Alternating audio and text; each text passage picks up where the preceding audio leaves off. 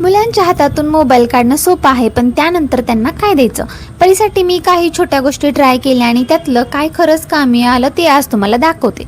यात काही महागड्या ॲक्टिव्हिटीज नाहीत, घरातल्या छोट्या गोष्टी, थोडा आउटडोअर प्ले आणि मुलाला स्वतः एक्सप्लोर करून देणं एवढंच आहे.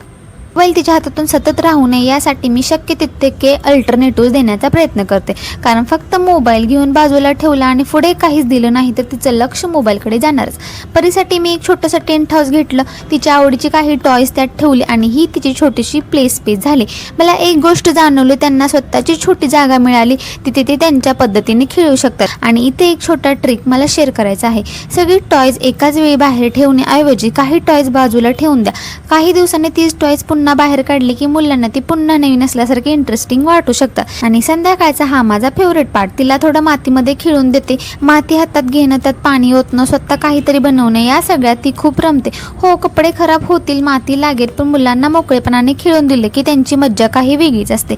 बाहेर खेळताना सायकल, बॉल किंवा फक्त थोडं रनिंग यासाठी काही स्पेशल सेटअप लागत नाही. मुलाला घराबाहेर थोडं ॲक्टिव्ह टाईम मिळणं ही खूप छान आहे. आणि ड्रॉइंगसाठी नेहमी ड्रॉइंग बुक किंवा कलरचं हवेत असं नाही. पहिला स्लेट आणि स्लेट पेन्सिल दिली तरी ती स्वतःचे चित्र काढत बसते. तुमच्या मुलाला ड्रॉइंग आवडत असेल तर ड्रॉइंग बुक, स्लेट किंवा कलरिंग यापैकी जे कम्फर्टेबल वाटेल ते तुम्ही देऊ शकता. आणखी एक गोष्ट म्हणजे ॲक्टिव्हिटी बुक्स. परीला यामध्ये काय काय आवडतं ते स्वतः सांगायला आवडतं. आणि ही छोटी ॲनिमल बर्ड्स बुक आहेत, यात ती प्राणी पक्षी ओळखून दाखवते.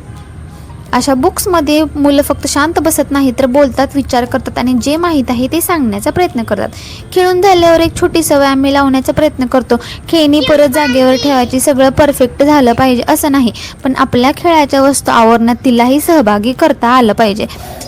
आणि कधी कधी माझं काम करताना ती माझ्यासोबत यायला लागते. ती कपड्यांच्या घड्या घालत असेल तर मी तीही तिच्या पद्धतीने माझी नक्कल करते. मुलाला बिझी ठेवण्यासाठी नेहमी वेगळी ॲक्टिव्हिटी शोधण्यापेक्षा आपण जे रोजचं काम करतो त्यात त्याला एक छोटंसं इन्व्हॉल्व करणं ही ऑप्शन आहे. आणि स्क्रीन फ्री टाईम म्हणजे फक्त घराच्या ॲक्टिव्हिटी असं नाही. कधी वेळ मिळाला की छोटं आउटिंग, पार्कमध्ये जाणं किंवा थोडं बाहेर फिरणं हे पुरेच असतं. मुलाला रोज काहीतरी नवीन करून द्यायची गरज नाही. कधी कधी फक्त एन्व्हायरमेंटमध्ये बदललं तरी त्यांचा मूड आणि इंटरेस्ट बदलतो. मी परीसोबत ह्या सर्व गोष्टी ट्राय करताना एक गोष्ट जाणवली की मुलांना महागड्या गोष्टींची किंवा मोठ्या आउटिंगची किंवा छान छान टॉयची, महागड्या टॉयची गरज नसते. त्यांना आपल्यासोबत क्वालिटी टाईम किंवा आपल्यासोबत टाईम स्पेंड करणे त्यांच्यासाठी खूप ती पण गोष्ट हेल्पफुल ठरू शकते. तर मुलांना फक्त स्क्रीन टाईमपासून लांब ठेवू नका, तर त्यांच्यासाठी काहीतरी इंटरेस्टिंग गोष्टही करा. तुम्ही त्यांच्यासोबत जरी गप्पा जरी मारल्या ना तरी पण ते त्यांच्यासाठी खूप हेल्पफुल ठरू शकतं. किंवा कधीतरी बाहेर त्यांच्यासोबत आउटिंग वगैरे करू शकता. आणि मेन म्हणजे ते जेव्हा आपल्यासोबत असतील ना तेव्हा मोबाईल लांब ठेवायचा प्रयत्न करा.